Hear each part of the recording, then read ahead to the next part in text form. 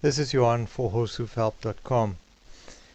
Today I would like to bring you another video about our horse's hooves. We're going to take a look at how the hoof strikes the ground and specifically address toe strike, flat landing, and then the all-important heel strike. Actually, I want to show you what it looks like when it really happens, at the moment of it happening. So you can recognize it when you see it, whether it's out in a paddock or at a show or wherever you are. So let us start with toe strike, as that's really the bad one. Obviously, toe strike is when the hoof strikes the ground toe first. And that's generally due to the breakover being too late. Why does this happen? As the foot leaves the ground late, the leg doesn't have a chance to extend and get the foot out of the way before the toe strikes the ground. Look at the angle of the leg here in this picture, with the toe already digging into the ground. You can see how bowed it is. I think it should be obvious that if there was more time, the leg would have extended and the hoof then landed flat or on its heel. Long toes and high heels are often what cause toe strike, as this affects the breakover. Watch the leg angle in this picture, as well as how the hoof is pointed to go straight down. Here's a series of pictures so you can see frame by frame what it looks like when the horse strikes toe first. The horse can't help itself. With a breakover late, he barely has time to get his foot in front of him when already he's got to bear weight on it. And then something more happens. As he puts his toe down like that, remember his heel's in the air now, the leg absolutely snaps backwards with the weight of the horse and the force of the horse's weight on it to get the heel back on the ground or on the ground. This causes a huge amount of pressure on the navicular bone from a deep digital flexor tendon that runs behind it. And we won't get into that, but suffice to say that as this happens with every step, there's a chance that this horse could land up with navicular syndrome. While toe striking is most prevalent in the front feet, you can watch these pictures and you'll see that even the back feet are toe striking. It therefore stands to reason that we can alter the breakover with our trim, and in that way we can speed the hoof up so that it can land more like nature intended, as in heel strike or at worst flat landing. Okay, so now we get to flat landing. This is when the horse brings his feet down parallel to the ground when they land, as opposed to toe striking, which we just saw. In this picture we see that there's no spraying of sand, which would indicate a toe strike in this sandy round pen. The breakover is faster now because I've shortened the heels and the toes bit by bit over a period of time. And I always make sure that the horse is 100% sound before taking off anymore. This to me is very important. I absolutely have to make sure that the horse remains sound and exercised. If we sacrifice movement through our trim, then we just set the healing process back tremendously. Time is not important. In some cases, the hooves got to that condition from years of neglect and bad trimming and so on, and it's not up to us to rush the healing process. It's also very much an individual thing. No two horses are the same in their feet, and very often, or most often I can actually say, no 2 feet are the same even on the same horse. But horses are not the same in their habitat, in their metabolism, in their feeding, in their exercise, and so on and so on. And it will therefore take different amounts of time to heal. While I'm extremely patient when it comes to healing of the hoof, I'm also very careful not to procrastinate when it's time for a trim. Patience to me is as important as the trim itself. You just got to know when to practice what. Okay, so let's take a look at 4 frames from a video of the same horse flat landing.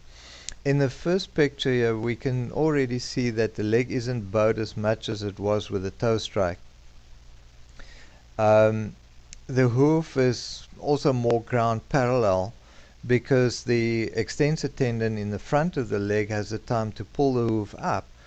And this obviously gives the deep digital flexor tendon at the back of the leg time to rest. In the second picture, we see the leg extending even more while the foot is still in the air. This is what a better breakover gives us, just right there. It allows the earlier lift of the foot after the step, and therefore enough time for the horse to bring his feet forward for proper landing.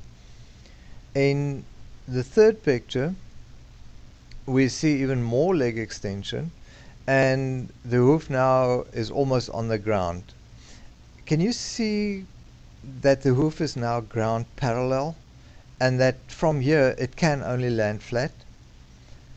And that's exactly what happens. The hoof lands flat on the ground.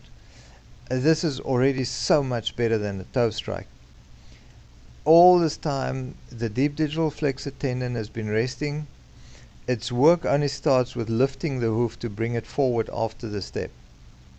And now compare that to the interference that occurred between the navicular bone and the deep digital flexor tendon during toe strike.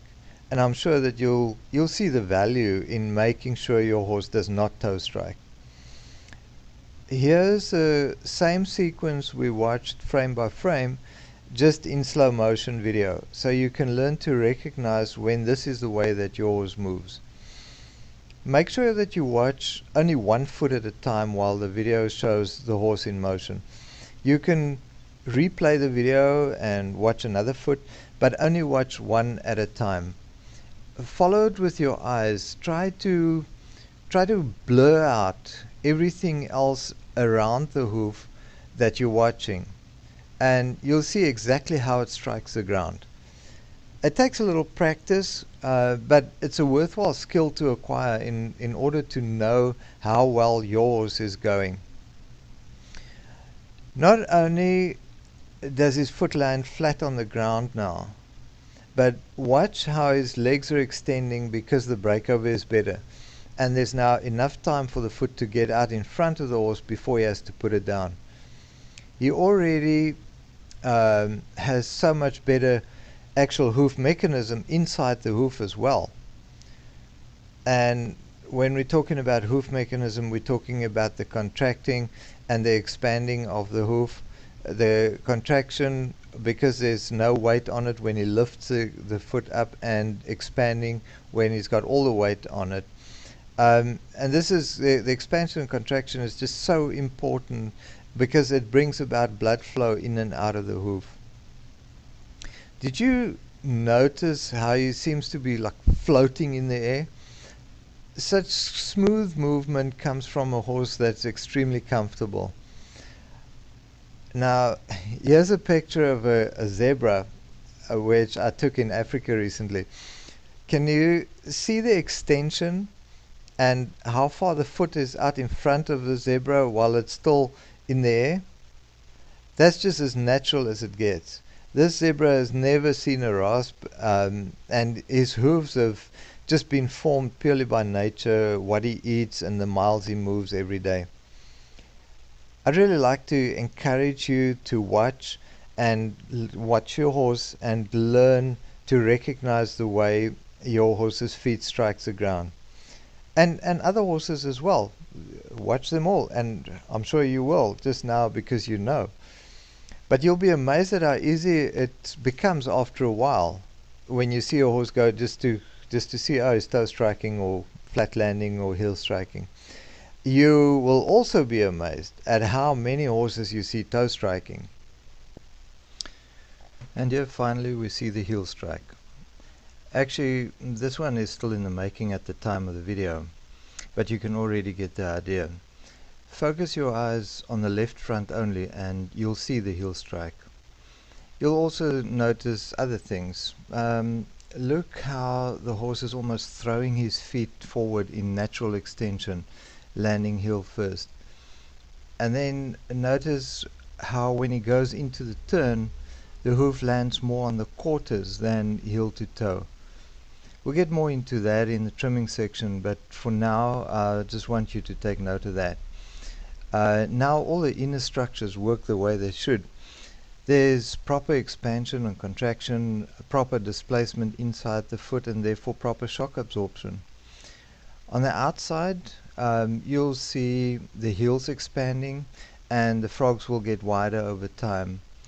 Um, and you can feel the digital cushion hardening up as well, which means on the inside the lateral cartilages will get thicker and filled with blood vessels, and the digital cushion will firm up and be able to work as nature intended. I've actually got another YouTube video on the channel where I compared two hooves. It's called Digital Cushion Comparison. There you can see what all this is about. But keep watching how your horse's hooves strike the ground, because that can change all the time and you need to be on top of it. Remember the wild zebra earlier on? Okay, so now let's take a look at the feet. The feet on the ground shows us clearly how low the heels are. You can also get an idea of hoof shape from the lifted one. I'm not saying you should trim your horse to the shape of this wild zebra, or your horse's hooves to the shape of this wild zebra, just that you should appreciate nature the way it was intended. And talking about nature, here's a treat for you just for watching all the way through. This is a picture I took of a giraffe crossing our path on the recent African safari. Again, we see the low heels and short toes, and by the way, no flares. The foot on the ground shows us an excellent angle of the dorsal hoof wall, and look at that heel strike coming on the back foot. Giraffes have split hooves like cows, but nature still works the same. Well, that's it. I hope you've enjoyed this video, and until next time, this is Johan for horsehoofhelp.com.